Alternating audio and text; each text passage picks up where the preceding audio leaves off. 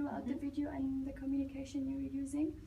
So basically what we're going to do is like you can talk about yourself, what you do, and what communication style you use. Yep. Okay, well, my name's Stephanie, so thank you for coming and interviewing me today.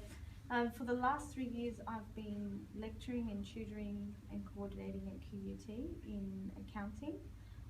The last 10 years, I've been predominantly lecturing and tutoring at universities as well. And look, my communication style varies depending on who my audience is. So whilst being a lecturer and a tutor, my audience can vary based upon who I am talking to. So I deal with both students as well as professional staff. So what I might do is just explain the different types of communication styles that are used with both. So for instance, with students, because I'm delivering complex information to students, so before I even start off a semester, what I usually try and do is inform students of their own learning technique. So once they are able to understand what their learning technique is, through my communication they'll be able to focus on what best learning technique is going to help them to retain the information. So my first communication with students is how do you learn best, which is visual, audio and kinesthetic. So that is that I'm going to present to you information in a visual manner, you're going to hear me speak, and the other way of learning is by you actually practicing.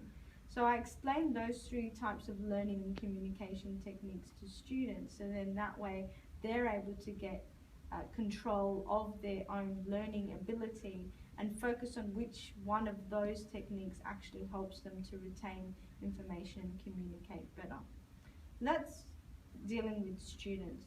I don't tend to have a lot of email correspondence with students, so it tends to be face-to-face, and they prefer face-to-face. It gives them the ability to be able to ask questions as well as interact with one another.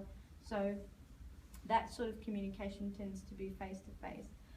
The other audience that I deal with on a regular basis will be professional staff. However, when communicating with professional staff, be it other professional staff or academic staff, it tends to be via email. We don't often have a lot of face-to-face interaction other than at the beginning of the semester before we start a course. It just tends to make it easier that way because I am part-time, so then that way communication is able to happen, you know, within a short period of time, rather than having to set up a meeting and then go to that meeting and meet with them.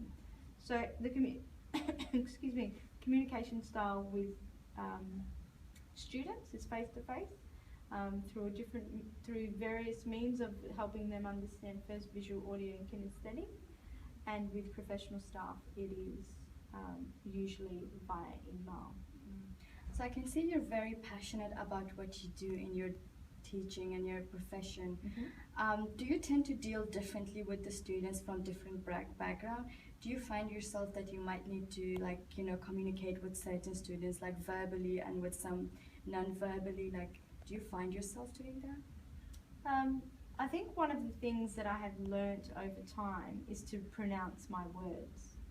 That's one of the things that, regardless of who the audience is in relation to students, because I do deal with a lot of non-English speaking backgrounds, that I tend to pronounce my words. And I've been given a lot of feedback in the past that my pronunciation for them is a lot easier to understand than some lecturers or some teachers that may talk really quickly or that may talk you know, with less pronunciation in their words.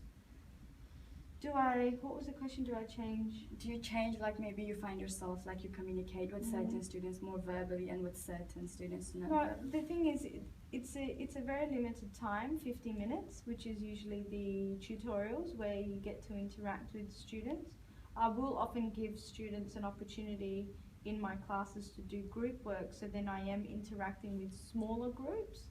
However, it does tend to be a larger group. I won't necessarily, because I don't communicate with them much over email, I won't necessarily change the way in which I communicate with them, you know, face to face or via email, because most of the times it is face to face.